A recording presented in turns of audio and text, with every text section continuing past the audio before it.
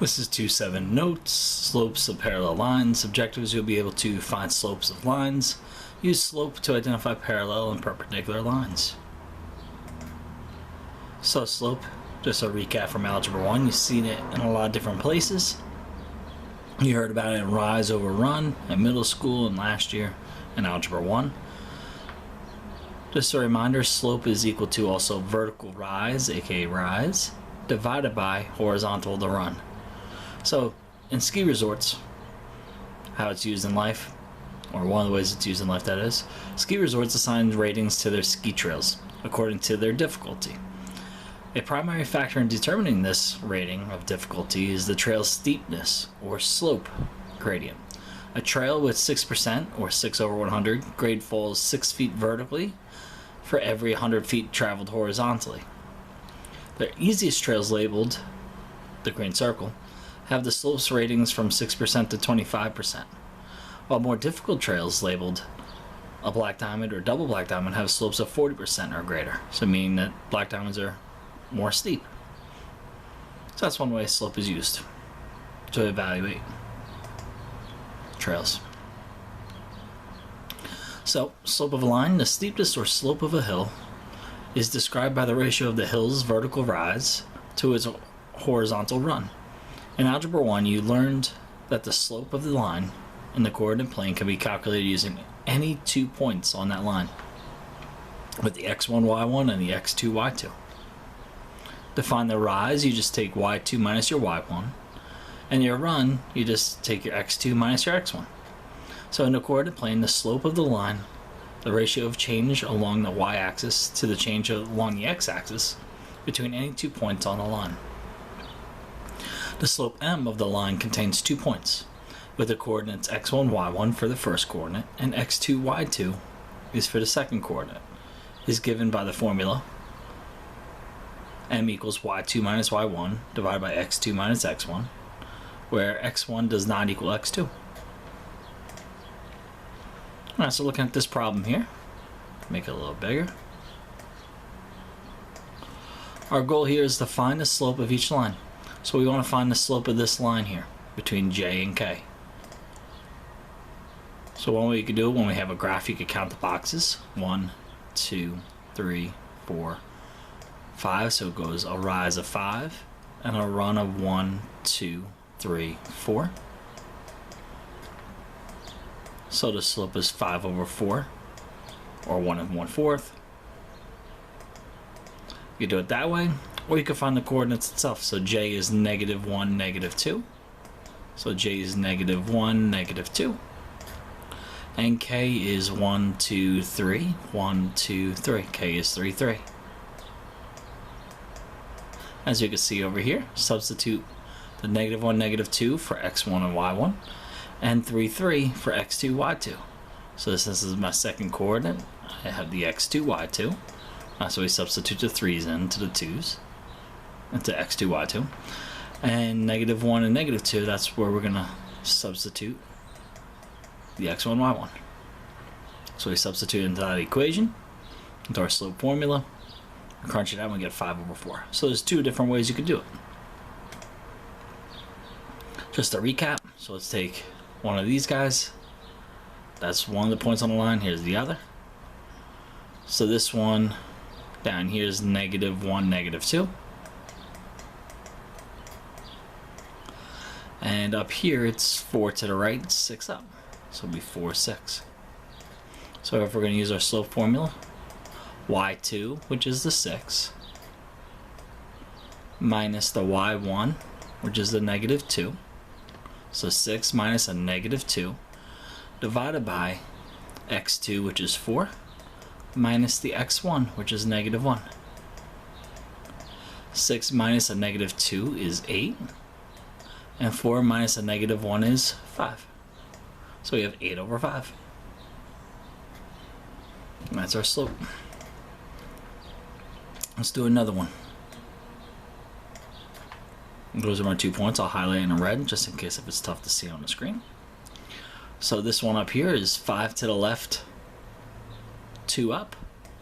So this is 5, 2, and since this is the first coordinate I chose, I'm going to call that x1 y1. This is the second coordinate I chose, so this is going to be 7, -1, 2, 3, 4. So 7, -4.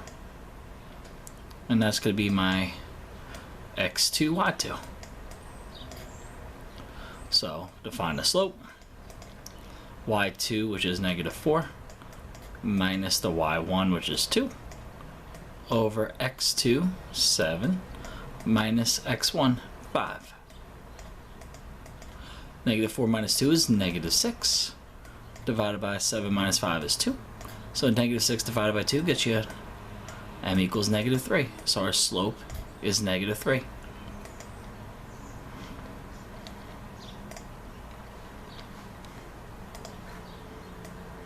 Here's another one with L and M.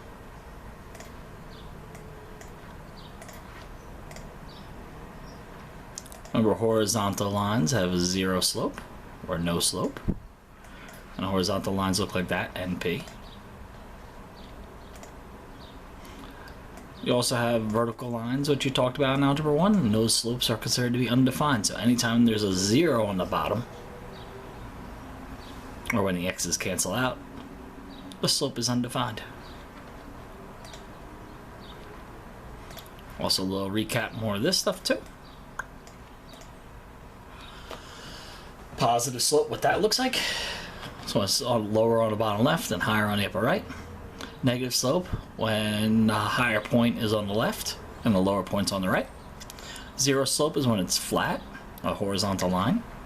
And undefined slope is when it's a vertical line, when it's going up and down.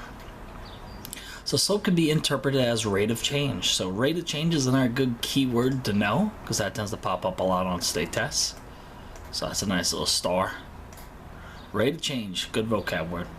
Describing how the quality y changes in the relationship of quantity x. The slope of a line can also be used to identify the coordinates of any point on the line. It's good to know because I use rate of change in that extra credit stuff. So if you're looking to do the extra credit, remember rate of change just means slope. So this concept is going to be applied to situations around the world. So let's not do a couple little word problems here.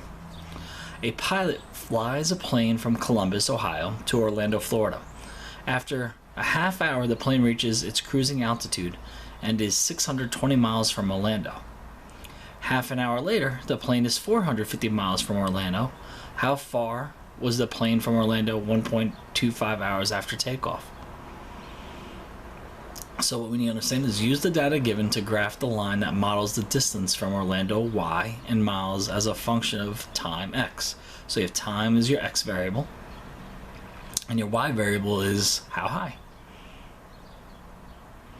So you can see after a half hour, it was 620 miles up in the air. I'm sorry, cruising at altitude and 620 miles away from Orlando. And then after 1 hour, it's 450 miles from Orlando. So we're talking more about distance. Alright. Assume that the speed is constant. Pilot, plot the points, these 2 points on the graph, and draw a line. So this is assuming that this flight, the speed is consistent. That's why it's a straight line. If it's obviously, you know, with planes, there's very inconsistent speed. You have wind and different other factors and variables. That's when calculus can get involved. But we're going to pretend that it's all linear, so it's going the same exact speed.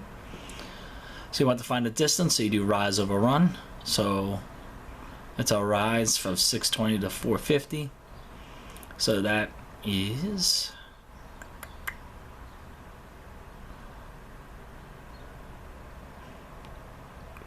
not less than 200, 170. So it's 170 over run, which is 0.5. So 170 over 0.5, that is 340. So the slope is at a negative 340, because remember it's going down. It's a negative slope, so it's negative 340.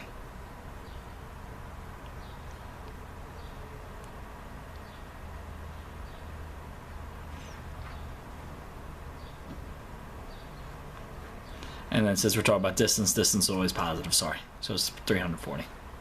So the graph, the estimate, so they're doing after an estimate.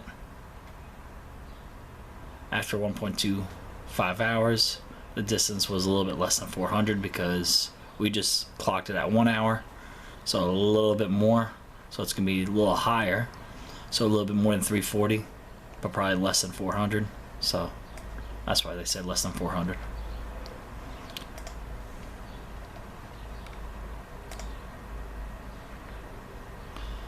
Alright, downloads.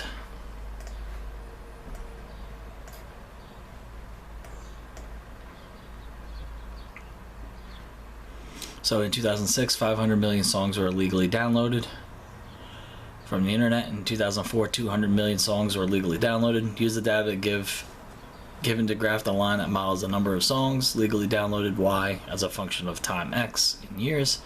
Find the slope of a line and interpret its meaning. And if the trend continues at the same rate, how many songs will be legally downloaded? Here's your answers.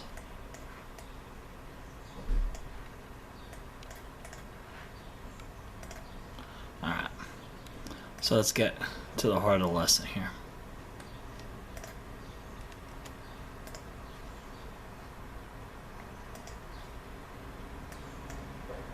So when slope is presented in an equation, it is the sign and number before the variable in the slope-intercept form. So the sign and the number, that would be -2. So the slope is -2. That's why it's in slope-intercept form. So with lines with the same slope, they are parallel. So if it's both the same sign and number, like +5 and +5, that means these two slopes are the same.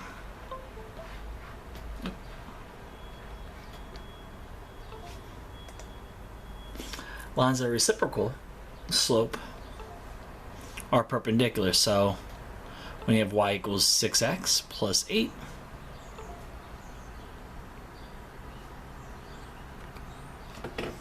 the reciprocal of 6/1 is -1/6.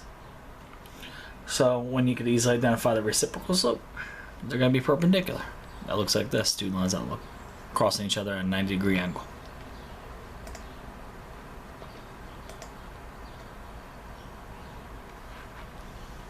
So next here, determine if the two equations below are parallel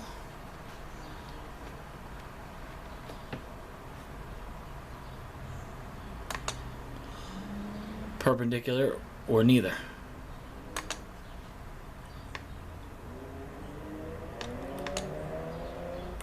So to do that, we look at the slope. And the slope in this case is always the sign, the number in front of the x, so those fractions are the slopes. So 87/76, well, that's one on the bottom is not 87/-76, so they're not parallel because of that. We check to see if they're perpendicular. 87's on top and now it's on the bottom, cool. 76 on the bottom, now it's on the top, and it's a change of signs. They're opposite signs. So they are perpendicular because it's reciprocal slopes.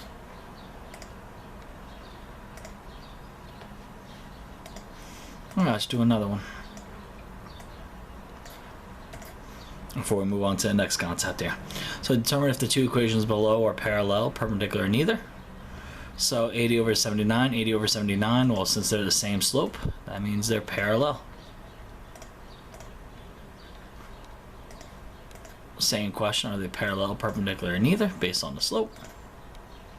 So this is 18/98, 37/37. Clearly they're different slopes, they're not even perpendicular. So that means it's not, it's neither. Now if two lines are not parallel and they are not perpendicular, then the two lines are neither. Just like what we said. Alright, so parallel and perpendicular lines, you could use the slopes of two lines to determine whether the lines are parallel or perpendicular. Lines with the same slope are parallel. This is more a little formal way of saying things. Alright. Now, determine whether AB and CD are parallel. So this is where the geometry really comes into it. I'm going to incorporate more geometry.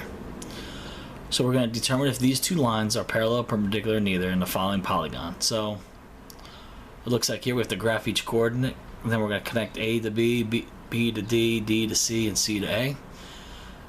So here's our coordinates here on the right. Let's make it even bigger for us. Easier to see. Alright. So it's -5, 6. So -1, 2, 3, 4, 5. And then up 6. 1, 2, 3, 4, 5, 6. So that's my A coordinate. My B coordinate is 11, 15. So 1, 2, 3, 4, 5, 6. 11, 15. 1, 2, 3, 4, 5, 6, 7, 8, 9, 10, 11, 12, 13, 14, 15. A little tough to see with these boxes, but I'll get there. So A and B. I got plot C, -5, -4. So -1, 2, 3, 4, 5. And -4. 1, 2, 3, 4. So that's where my C is. And my D is 11, 5. So 1, 2, 3, 4, 5, 6, 7, 8, 9, 10, 11. 1, 2, 3, 4, 5. So we have to connect A to B. So next step here, I'll do in green. A to B, B to D, D to C, and then C to A. So that makes a polygon on our graph here. We gotta figure out is the slopes of AB and CD, so A to B and C to D, make sure that they're the same. So we do that by rise over run. So we do 1, 2, 3, 4, 5, 6, 7, 8, 9 up. And then 1, 2, 3, 4, 5, 6, 7, 8, 9, 10, 11, 12, 13, 14, 15, 16. 16 to the right. We do the same thing here with C. 1, 2, 3, 4, 5, 6, 7, 8, 9 up. And then that's the same distance across, because we know B and D, they have the same X value. So that's 16 across. So it's both 9 over 16, both of them. Now as you can see, there's a lot of boxes. So what you can do is save time on counting boxes. You could actually just use the coordinates after you plot them and connect them.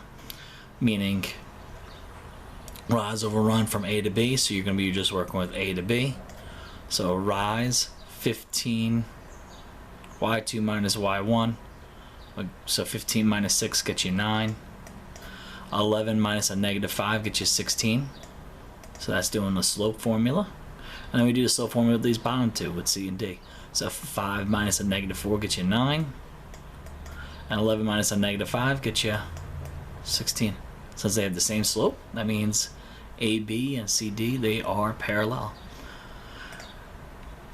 That's how we get parallel. Alright. We're going to do a couple more in the next video. So if you want some more practice, just follow along with that video too. This is more the geometry that you're going to be seeing. If you have any questions, feel free to email me or come next year. I'll be happy to help you out. Alright, have a good night.